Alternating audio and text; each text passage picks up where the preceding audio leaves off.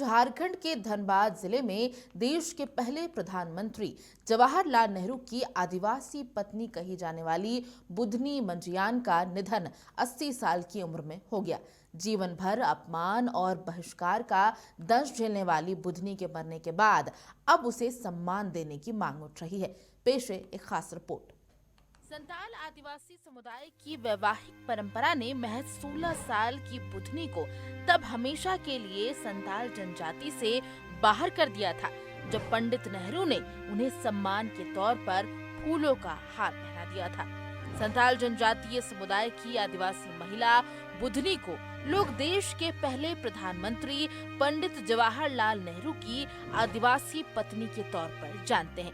शायद ये सुनकर आप भी हैरान हो गए होंगे, क्या सच में प्रधानमंत्री नेहरू ने एक आदिवासी लड़की से शादी की थी? यह बात कुछ और ही है। झारखंड के धनबाद जिले की रहने वाली थी बुधनी मंझियाइन।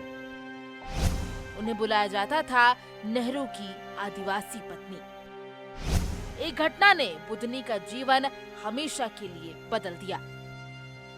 धनबाद जिले की बुधनी के लिए 1959 में 5 दिसंबर का दिन जीवन भर के लिए अभिशाप बन गया। दरअसल जब उनके इलाके में बने पंचेत बांध का उद्घाटन करने के लिए पंडित नेहरू पहुंचे थे, तो प्रधानमंत्री का स्वागत करने के लिए बुलाई गई 16 साल की बुधनी से ही परियोजना का उद्घाटन बटन दबाकर कराया गया। इस दौरान नेहरू ने स्वागत में मिले फूलों का हार अपने गले से निकालकर बुधनी के गले में पहना दिया। जिस हार को महज सम्मान के लिए पहनाया गया, वो बुधनी के लिए अभिशाप साबित हुआ। संताल समुदाय ने उन्हें प्रधानमंत्री की पत्नी घोषित कर दिया और उनका सामाजिक बहिष्कार कर दिया, क्योंकि संताल जनजाति में समुदाय से बाहर विवाह करने की इजाजत नहीं है। बुधनी की उनके गांव में ही एंट्री बंद कर दी गई। जीवन भर टूटे फूटे मकान में बेटी रत्ना के साथ जिंदगी बिताई। करीब 64 साल तक अपनी ही जाति समाज में बहिष्कार का दंश झेला।